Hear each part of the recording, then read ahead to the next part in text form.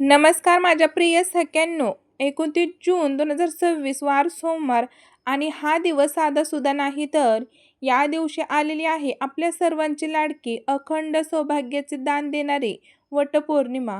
माझ्या सर्व सुवासिनी भगिनींना वटपौर्णिमेच्या कोटी कोटी शुभेच्छा. तुमचं सौभाग्य अखंड राहो हीच प्रार्थना.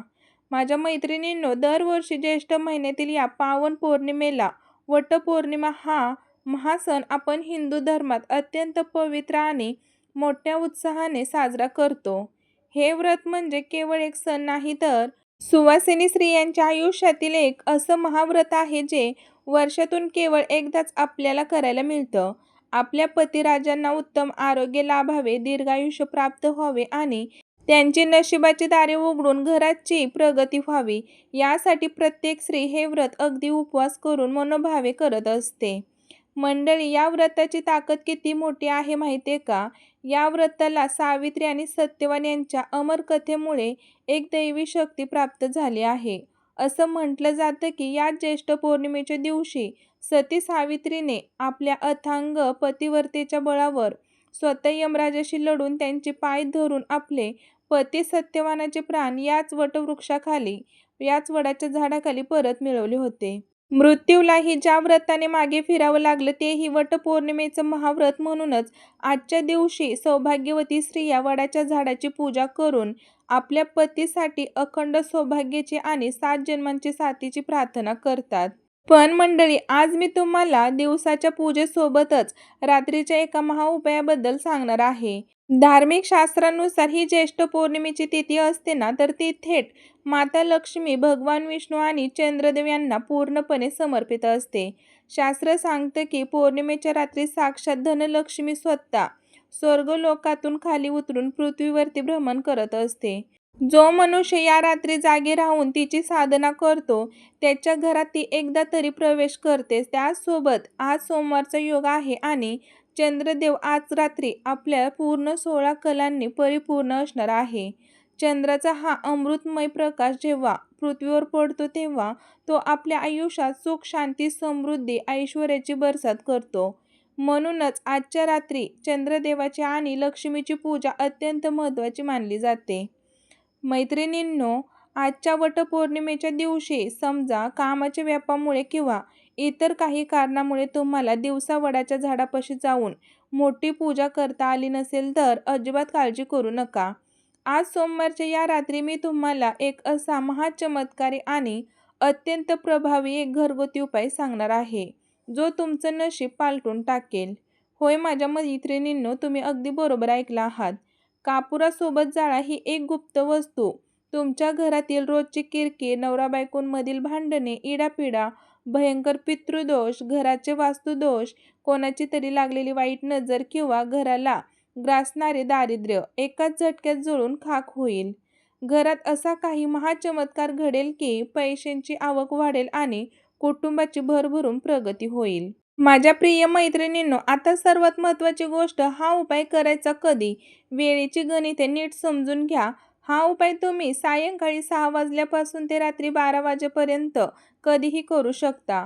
पण जर तुम्हाला सर्वोत्तम रिझल्ट हवा असेल तर तुम्ही हा उपाय संध्याकाळी 6 ते रात्री 9:30 या वेळेतच करण्याचा जास्तीत जास्त प्रयत्न करा. का माहिती आहे का? कारण ही तिन्ही सांजेची वेळ असते, ज्याला आपण गोधुली लग्न म्हणतो. याच वेळेला अलक्ष्मी घराबाहेर जाते आणि सुख समृद्धीची लक्ष्मी घरात प्रवेश करत असते. आपण देवघरात दिवा लावतो तो याच वेळेत, कारण या काळात ब्रह्मांडातून सकारात्मक लहरी अत्यंत तीव्र गतीने सक्रिय असतात. जर मैत्रिणींनो या वेळेत हा उपाय केला ना तर याचे फळ आपल्याला 1000 पटीने अधिक मिळते. परंतु जर काही नोकरी किंवा कामामुळे उशीर झाला तर घाबरू नका.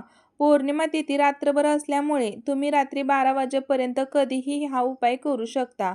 माता लक्ष्मी रात्रीही तुमच्या भक्तीचा स्वीकार करेल. चला तर सख्यांनो, वेळ वाया न घालवता थेट आपण वळूया आपल्या मुख्य महाउपायाकडे. हा उपाय सुरू करण्यापूर्वी एक छोटीशी तयारी करा. तुमच्या देवघरात छान तुपाचा किंवा तेलाचा दिवा लावा.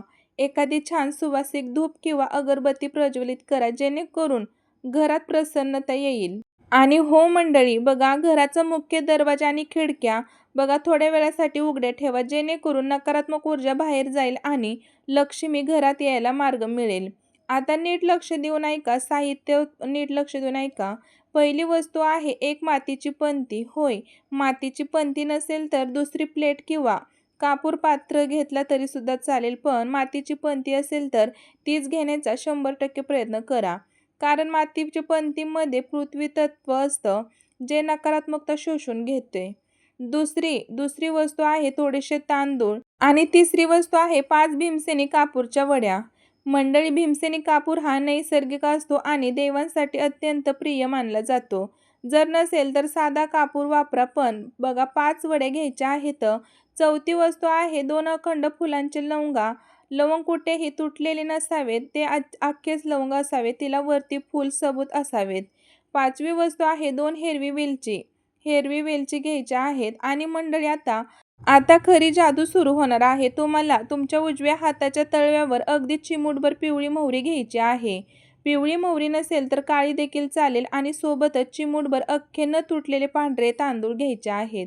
आता काय करायचं आहे, आपल्या घरातील जे कर्ते पुरुष आहेत म्हणजेच तुमचे पती, त्यांच्या डोक्यावरून ते पायापर्यंत जसा घड्याळाचा काटा फिरतो तसा ते मोहरी आणि तांदूळ 3 वेळा ओवाळून घ्या, उतरून घ्यायचा आहे.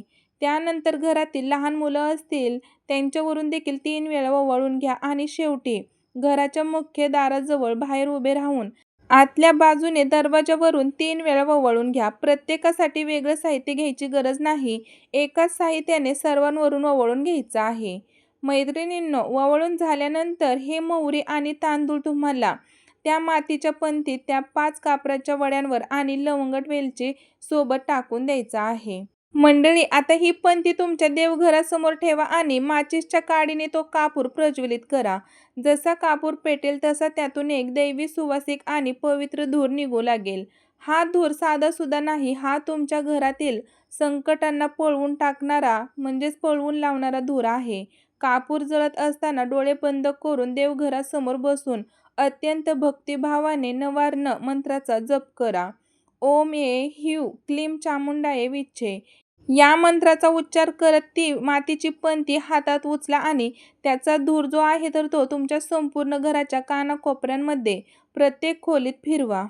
मैत्रिणींनो, पण लक्षात ठेवा मंडळी, एक मोठी सावधगिरी बाळगायची आहे. हा पवित्र धूर चुकून सुद्धा बाथरूमच्या ठिकाणी किंवा टॉयलेटमध्ये न्यायचा नाही. बाकी हॉल, किचन, बेडरूम सर्व ठिकाणी, बाल्कनीमध्ये हा धूर फिरवून घ्या. संपूर्ण घरात धूर फिरवून झाल्यानंतर ती पंती घेऊन थेट तुमच्या मुख्य दरवाजापाशी जा. दरवाजापाशी आल्यानंतर जो आपल्या घराचा उंबरठा असतो म्हणजे चौकट असतो, त्याच्या अगदी मधोमध ही पंती ठेवून द्या. शास्त्र सांगतं की घराचा उंबरठा हे साक्षात माता लक्ष्मीचे निवासस्थान आहे. जेव्हा उंबरठ्यावर हा कापूर आणि लवंग वेलची एकत्र जळतात, तेव्हा घरात प्रवेश करणाऱ्या नकारात्मक शक्ती तिथेच भस्म होतात आणि माता लक्ष्मीचा घरामध्ये अखंड वास होतो. माझ्या प्रिय मित्रमैत्रिणींनो, कापूर पूर्णपणे जळून शांत झाल्यावर त्या पंतीमध्ये जे काही थोडीफार राख भस्म शिल्लक राहिलेला असेल ती गोळा करा. ती राख घरातल्या प्रत्येक व्यक्तीच्या बघा पतीच्या, मुलांच्या, स्वतःच्या कपड्यांवर किंवा कपाळावर एक एक लहान टिळा म्हणजेच टिळक लावून घ्या.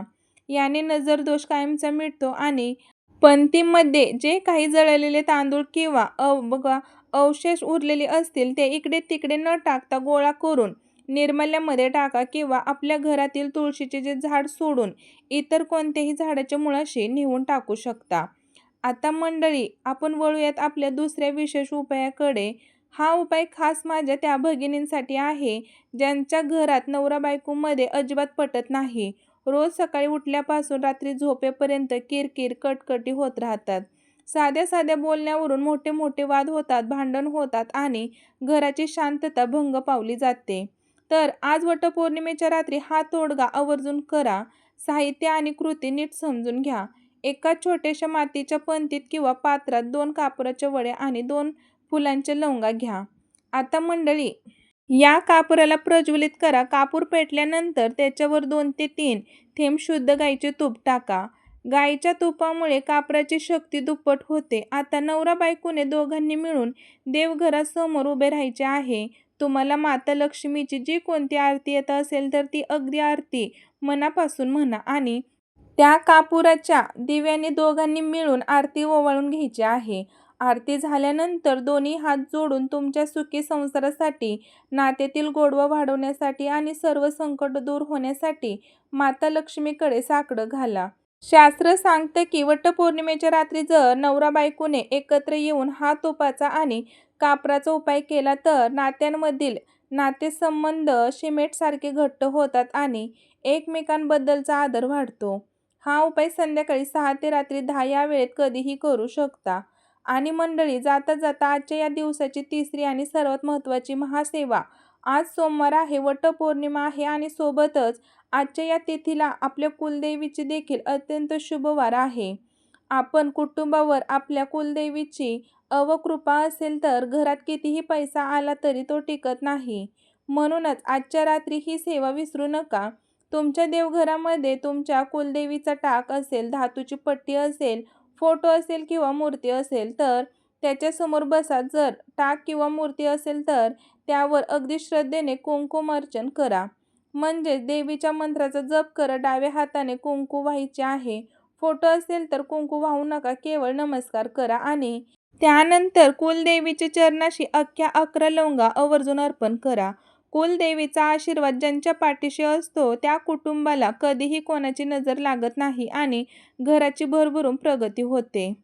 आता मंडळी, माझ्या सर्व लाडक्या ताईंनो, सुवासिनी महिलांनो आणि माझ्या माता भगिनींनो, आजच्या या मंगलमय वटपौर्णिमेच्या रात्री हे सोपे आणि अत्यंत शक्तिशाली उपाय करायला अजिबात विसरू नका. तुमच्या संसारात नक्कीच खूप मोठा आणि सकारात्मक बदल घडेल याची मला पूर्ण खात्री आहे. तुम्हाला आजची ही माहिती आणि हा व्हिडिओ मनापासून आवडला असेल तर व्हिडिओला एक लाईक नक्की करा. आपल्या चॅनेलवर पहिल्यांदाच आला असाल तर चॅनेलला सबस्क्राईब करायला विसरू नका. आणि हो, हा व्हिडिओ तुमच्या सर्व मित्रमैत्रिणींना, नातेवाईकांना आणि व्हॉट्सअप ग्रुपवर, फेसबुकवरती शेअर करायला अजिबात विसरू नका, जेणेकरून त्यांनाही या सेवेचा लाभ घेता येईल. चला तर मग निरोप घेते तुमची पुन्हा एकदा भेटूयात अशाच एका नवीन सुंदर आणि माहितीपूर्ण व्हिडिओमध्ये. तोपर्यंत सर्वांना अखंड सौभाग्यवती भव आणि श्री स्वामी समर्थ. तसेच माझ्या सख्यांनो, वटपौर्णिमेचे विशेष व्हिडिओ मी आपल्या चॅनेलवरती भरपूर प्रमाणात अपलोड केले आहेत. ते पण खूप उपयुक्त आहेत. तर वटपौर्णिमा यायच्या आधी ते पण सर्वांनी चेकआउट करा. धन्यवाद. श्री स्वामी समर्थ.